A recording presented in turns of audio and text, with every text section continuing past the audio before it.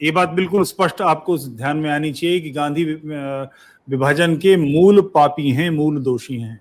अगर आप इस बात से सहमत ना हो, इस शब्द से, या कोई और सहमत ना हो, तो कृपया मुझे बताएं कि मैं क्यों ये गलत कह रहा हूं। गांधी इसके मूल पापी हैं, इसका आधार है। गांधी जब विभाजन हो गया तो ये तय था, इस्लाम ने विभाजन मांगा, अंग्रेज विभाजन देने वाले थे, कांग्रेस ने उसको स्वीकार किया।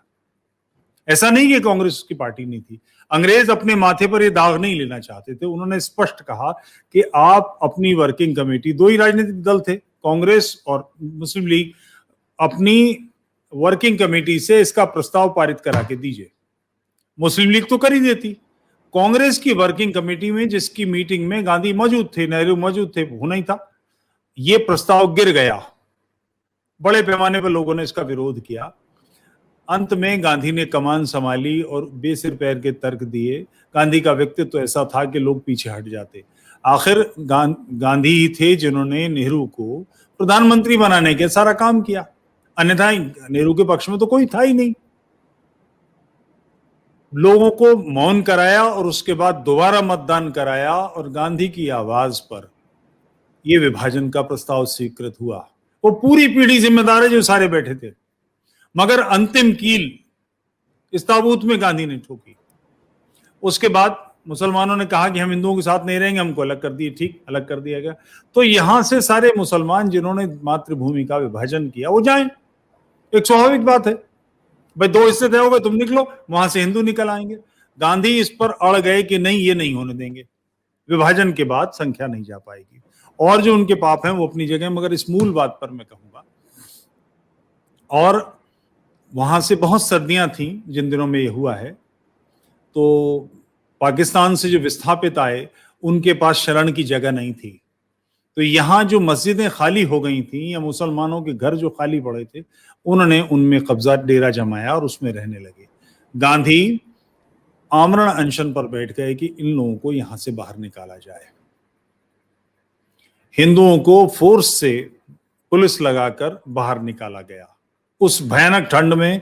जनवरी का महीना था, जब बिल्कुल तब कोई साधन नहीं था उनके पास। जी, एक उस आमरण अनशन में एक मुद्दा यह भी था कि पाकिस्तान को 55 करोड़ रुपए दिए जाएं। उस पर आ रहा हूं। तो इस पर वो आमरण अनशन पर बैठ गए, लोगों को निकाला गया।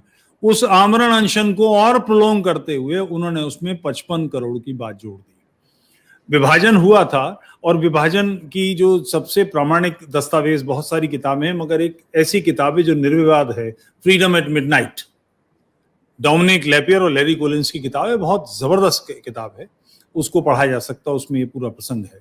गांधी ने उसमें, और उस समय जब विभाजन हुआ तो हमारी हर चीज का विभाजन उसी अनुपात में हुआ कि जितना पाकिस्तान को दिया गया था। यहां तक कि जो बेंचेस थी, कलम थे सरकारी काम के, वो तक एक एक चीज बटी है। और इस पर हंगामा, मतलब सेक्रेटरीज थे वो बिल्कुल कुत्ते बिल्लियों की तरह लड़ते थे कि ये डेस्क हमारी है और ये तुम्हारी है, ये सब झगड़े होते थे।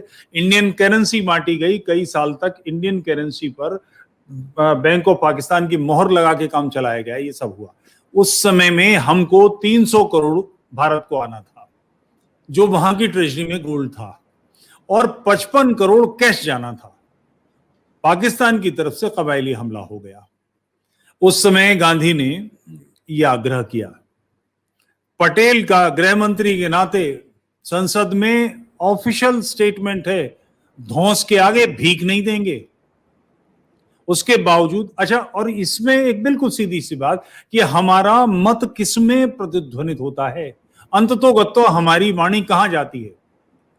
हम सबको सबसे चुनकर संसद बनती है, संसद से चुनकर मंत्रिमंडल बनता है। तो जो गृह मंत्री की, प्रधानमंत्री की वाणी है, वो हमारी अधिकृत वाणी है।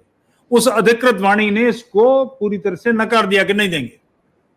गांधी आमरण अनशन पर बैठे हुए थे, उसमें उन्होंने 55 करोड़ और जोड़ दिया। भारत पर हमला हुआ है, क्योंकि कश्मीर का विलय हो चुका था। तो कश्मीर उस समय भारत था, स्वतंत्र राज्य नहीं था, और उसमें पठानों ने हमला कर दिया जो पाकिस्तानी सेना अधिकारियों के साथ थे।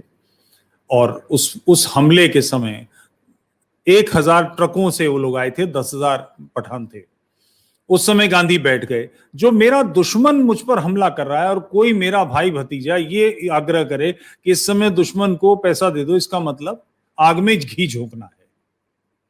और उसके बाद उनकी घोषणा थी आमरण अनशन के बाद कि वो लाहौर जाएंगे और वहां भूख हड़ताल करेंगे और लाहौर से बांग्लादेश तक भारत माता के वक्ष पर पूरा एक कॉरिडोर बनेगा, जिस कॉरिडोर से पाकिस्तान के दोनों हिस्से एक दूसरे से जुड़े रहेंगे। ये करने जा रहे थे। उस क्षण ये डिसीजन हुआ कि अब इस व्यक्ति को नहीं छोड़ा जा सकता।